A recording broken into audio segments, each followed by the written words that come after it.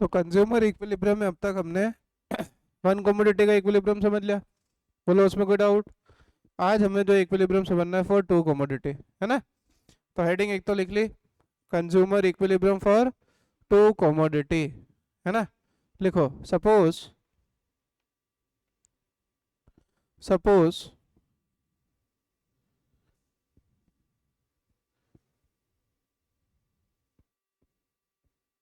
To commodity consumer equilibrium, ठीक है? Suppose a consumer wishes to have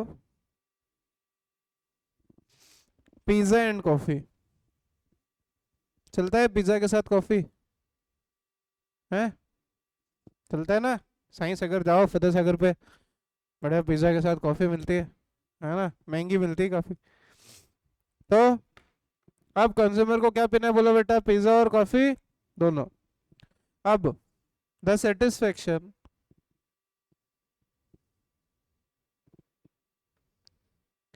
which he gets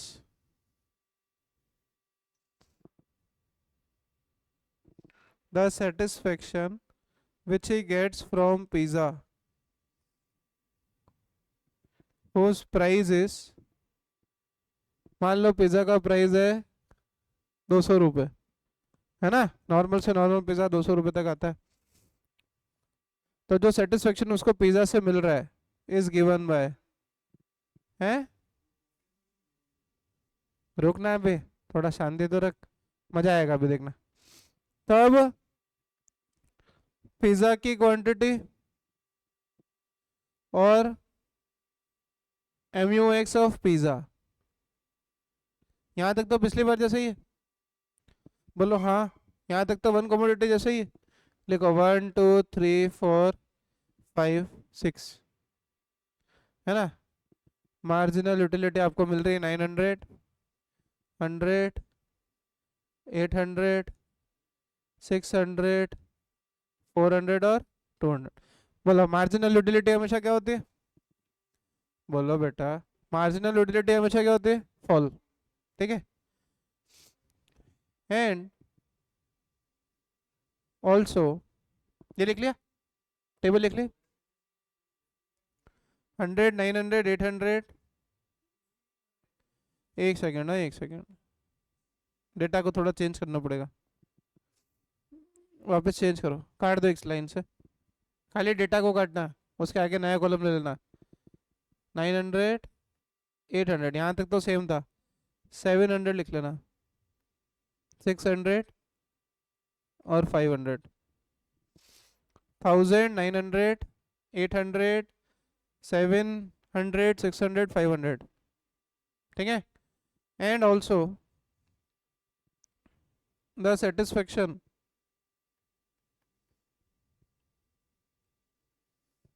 which he gets, and the satisfaction which he gets from coffee is given by whose price is, coffee का price है 100 रुपये, मान लो coffee का price कितना है? कितना है बेटा? 100 रुपये। लिखो क्वांटिटी। अब जो कॉफी से सेटिस्फेक्शन मिलेगा ना उसको MUY बोलेंगे। क्या बोलेंगे? मतलब सर किसको एक्स ले किसको वाई ले, जो पहले दिया उसको एक्स ले लेना और जो बाद में दिया उसको वाई ले लेना। लिखो क्वांटिटी 1 2 3 4 5 6 7, इसका ठीक है 6 तक ही ले लो। इसका सेटिस्फेक्शन आप लिखना 100, 800, 600, 400, 200 और 0। MU हमेशा क्या होगा? फॉल। बोलो हाँ, कोई डाउट? वापस समझाऊं? आप भले ही वो पिज्ज़ा खा रहा हो या कॉफ़ी पी रहा हो, स्टैंडर्ड तो सेम होगा ना, पढ़ाया था पिछली क्लास में। वो स्टैंडर्ड सेटिस्फेक्शन जो कंज्यूमर को मिलता है उसको हम कहते हैं मार्जिनल यूटिलिटी ऑफ मनी। वो तो भले पिज़्ज़ा खाओ या कॉफ़ी पियो या दोनों खाओ दोनों पियो, स्टैंडर्ड तो सेम रहेगा ना। क्यों?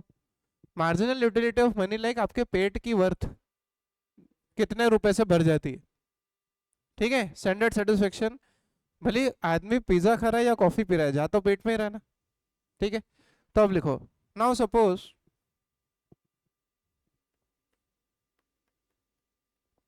The money worth which the consumer, suppose the money worth which the consumer wishes to have, मान लो कि जो मनी वर्थ कंज्यूमर को चाहिए फ्रॉम कंज्यूमिंग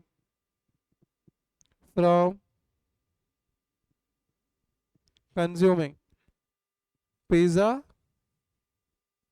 एंड कॉफ़ी, जो मनी वर्थ कंज्यूमर को चाहिए पिज़्ज़ा खाकर और कॉफ़ी पीकर। बोलो उल्टा तो नहीं होगा ना, कॉफ़ी खाकर और पिज़्ज़ा पीकर ऐसे तो नहीं बोलेंगे।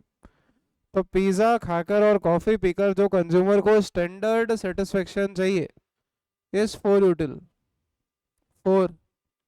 यूटिल, मतलब मैं यहाँ पर ये कह सकता हूँ कि कंज्यूमर का एमयूएम कितना आ रहा है, बोलो बेटा 4 यूटिल। यहाँ तक मैंने जो लिखवाया मैं एक बार फिर बोल दूँ, कंज्यूमर पिज़्ज़ा खा रहा है 200 रुपये का, जिससे उसको सेटिस्फेक्शन मिल रहा है कुछ 1000, 900, 800, 700, 600, 500। ठीक है, और वही कंज्यूमर जो है पिज़्ज़ा के साथ साथ बेटा कॉफ़ी भी पी रहा है, जिससे प्राइस उसका 100 रुपये, जिससे उसको सेटिस्फेक्शन मिल रहा है 1000, 800, 600, 400, 200 और 0। अब लिखो, अब पहले समझना कंडीशन। कंडीशन हमेशा इक्विलिब्रियम की होती है। किसकी होती है बोलो? यहाँ पर क्या है, ये तो आपने पढ़ा ही था, M U X upon P X. 2 minute समझ लो, 2 मिनट समझ लो, लिखना स्टॉप। ये तो आपने पहले ही पढ़ लिया था वन कम्युनिटी में। इसमें ये और एक चीज ऐड हो जाती है, एम यू वाई अपॉन, दोनों equal to M U M के होने चाहिए। किसके इक्वल टू होने चाहिए बोलो? M M. अब अगर मैं इस फॉर्मूले को सिंप्लीफाई करूं तो अभी सिर्फ समझना, लिखना कुछ मत। बोलो पिज्जा का प्राइस कितना है? तो 200, और कॉफी का प्राइस 100, दोनों इक्वल टू किसके चाहिए? 4 के। ठीक है, तो अपन एम यू एक्स और एम यू वाई की वैल्यू निकाल सकते हैं कि नहीं निकाल सकते? मतलब मैं इसको और कैसे लिखूंगा, M U X upon 200 should be equal to 4, comma M U Y upon 100 should be equal to 4, है ना? जब दोनों इक्वल है तो मैं इनको ऐसे भी लिख सकता हूँ। एंड इससे एम यू एक्स की कितनी वैल्यू आ जाएगी और एम यू वाई की कितनी वैल्यू आ जाएगी? ठीक है, अब आप इस एम यू एक्स की वैल्यू जो कितनी आ रही है अपनी 800, इसको फर्स्ट टेबल में देखोगे या सेकंड में? एक्स मतलब फर्स्ट, बोलो फर्स्ट टेबल में 800 किधर आ रहा है? कितने पिज्जा लगेंगे? 3। और 400 को आप कहाँ देखोगे? वाई वाले टेबल में, इसके सामने कितना आ रहा है? 4। तो बोलो आंसर क्या निकलेगा? पिज्जा कितना निकले? पिज्जा कितने निकले बोलो? 3, क्योंकि 803 के सामने आ रहा था। और कॉफी कितनी लगेगी? दैट मीन्स कंज्यूमर को इक्विलिब्रियम में आने के लिए कितना पिज्जा खाएगा वो, या कितनी बार पिज्जा खाएगा, और कितनी कॉफी पिएगा? बोलो कोई डाउट? समझ में आया? नंबर नंबर नंबर में रेशो नहीं है, नंबर है, 3 पिज्जा 4 कॉफी। ठीक है, बोलो यहाँ तक कोई डाउट? ये था आपका पूरा का पूरा consumer equilibrium in case of one commodity. Say yes और नो? हाँ, two commodity, right. Right down this condition. ऊपर तक ये यहाँ तक सबने लिख लिया था? लिख लो। कंडीशन प्लस 3 कॉफी और 3 पिज्जा और 4 कॉफी। यहाँ तक को डाउट समझ में आया अच्छे से? लिखिए फास्ट। यहाँ तक हो गया? इसके नीचे एक लाइन लिख लेना, for equilibrium, for equilibrium the consumer will have 3 pizza, for equilibrium the consumer will have 3 pizza and 4 coffee। तो इक्विलिब्रियम के लिए कंज्यूमर को 3 पिज्जा और 4 कॉफी लगेगी। बोलो हाँ या ना? लिखिए next question.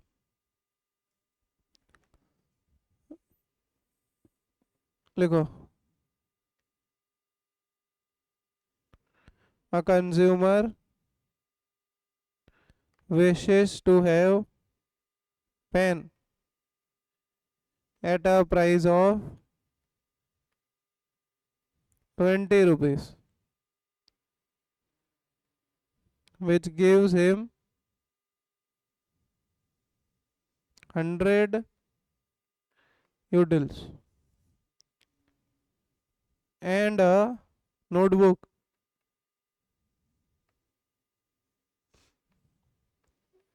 with satisfaction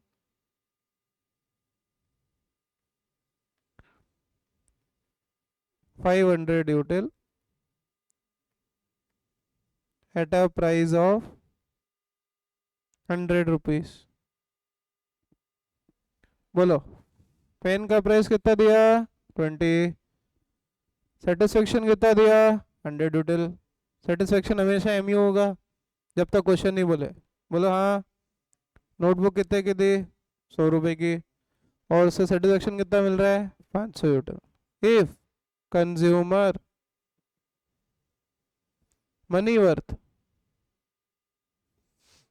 if consumer money worth is 10 util, whether he is in equilibrium।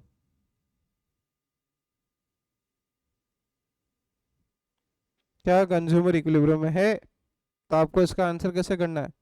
लिखो कंडीशन, आंसर लिखो एम यू एक्स अपॉन, बोलो M U X upon should be equal to M U Y upon should be equal to M U. यहाँ पर M U x का मतलब क्या है? Pen. और एम यू वाई का मतलब क्या है? बोलो नोटबुक। ठीक है। पी एक्स कितना दिया आपको? बोलो पेन का प्राइस कितना दिया? 20। देखो ध्यान से। और नोटबुक का प्राइस कितना दिया आपको? 100। और एम यू एम कितना दिया? Money worth, money worth M U M कितना दिया? पढ़ो क्वेश्चन पढ़ो, कॉपी में लिखा है। मनी वर्थ कितना दिया आपको? 10 यूटिल। बोलो एम यू एक्स पेन का सेटिस्फेक्शन 100 डिवाइड बाय 20 आना चाहिए इक्वल टू नोटबुक का सेटिस्फेक्शन 500। 500 दिया है? अरे नोटबुक ऑफर है, सेटिस्फेक्शन 500 दिया है, डिवाइड बाय नोटबुक का प्राइस 100। 5 के बराबर आना चाहिए। बोलो आ रहा है? 20 अपन 100 अपन 20 5 700 अपन 100 तो 5 is equal to 5 is equal to 5 आया। तो क्या लिखोगे final answer? Yes the consumer is in equilibrium. Yes the consumer is in equilibrium. लिख लोगे? लिख लो आंसर लिख लो।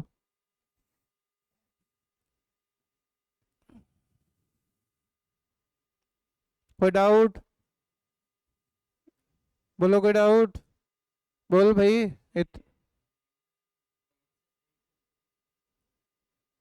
अच्छा हाँ ठीक है ठीक है। एम यू एम 10 दिया था ना, तो it is not equal to 10 है ना। 5 और 5 तो इक्वल आ रहा है, लेकिन दोनों 10 के बराबर। एम यू एम 10 दिया था आपको। ठीक है, तो क्या लिखोगे? Consumer is not in equilibrium. Consumer is not in equilibrium. बोलो हाँ, कोई डाउट?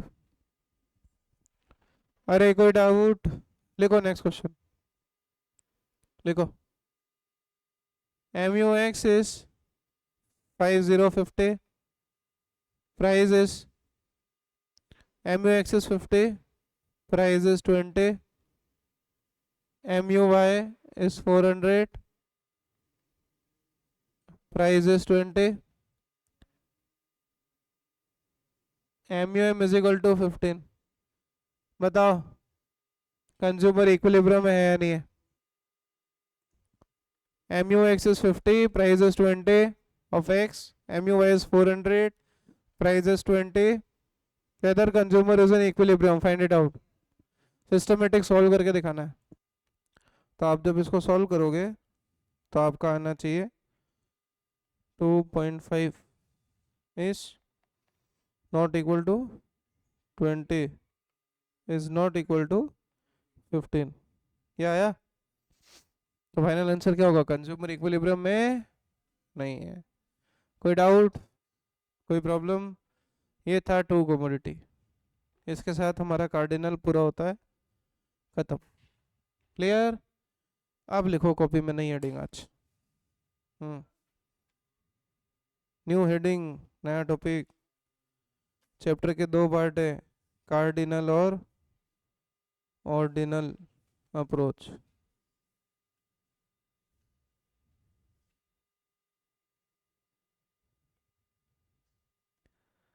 कार्डिनल अप्रोच और ऑर्डिनल अप्रोच। अभी तक जो हमने पढ़ा वो कौन सी अप्रोच थी बेटा?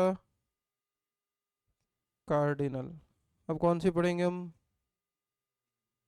Ordinal approach.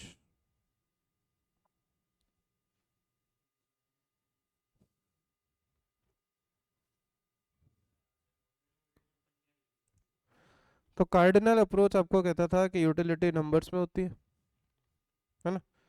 1 2 3 4 5 6 7, यहाँ भी थोड़े बहुत नंबर्स आएंगे बट वो यूटिल नहीं होंगे। कार्डिनल अप्रोच क्या कहती थी कि यूटिलिटी को हम नंबर टर्म में मेजर करते हैं, राइट? लेकिन ऑर्डिनल अप्रोच कहती है कि यूटिलिटी नंबर टर्म में मेजर हो ही नहीं सकती, because satisfaction should either be high और इट शुड बी लो। इस अप्रोच को देने वाले व्यक्ति का नाम था हिक्स। क्या नाम था बच्चों? कार्डिनल अप्रोच किसने दी? मार पड़ेगी भी। किसने दी? Alfred Marshall. और ऑर्डिनल अप्रोच किसने दी? हिक्स। हिक्स व्यक्ति कहता है कि utility should not be measured in numbers, it can be either high और it can be either low. या तो यूटिलिटी सबसे हाई होगी या फिर यूटिलिटी क्या होगी? सबसे कम। या मतलब हाई और लो का कोई पैरामीटर नहीं है, कोई नंबर नहीं है। आज मैं बोलूँ आईफोन, तो आप अपना मोबाइल देके आईफोन लोगे? कोई भी लोगे? बिकॉज आईफोन में सेटिस्फेक्शन क्या है? ज़्यादा। और आप अपना मोबाइल देके नोकिया का मोबाइल लोगे क्या? वो 1200? नहीं, बिकॉज उसमें सेटिस्फेक्शन क्या है? लो। लेकिन लो कितना लो है ये मेजर नहीं हो सकता नंबर्स में, और हाई कितना हाई है ये भी मेजर नहीं हो सकता, बिकॉज यूटिलिटी या तो हाई होगी या फिर क्या होगी? लो। ऐसी अप्रोच है। नंबर में कर रहे होते तो कार्डिनल में पढ़ लिया ना, फिर ऑर्डिनल में आने की कहाँ जरूरत थी? ज़्यादा प्रैक्टिकल ऑर्डिनल है, बट ये आजकल रियल वर्क तो आपका सॉफ्टवेयर वगैरह ही करते हैं बेस्ड ऑन स्टेटिस्टिक्स। अभी स्टेटिस्टिक्स पढ़ना बाकी है, ठीक है?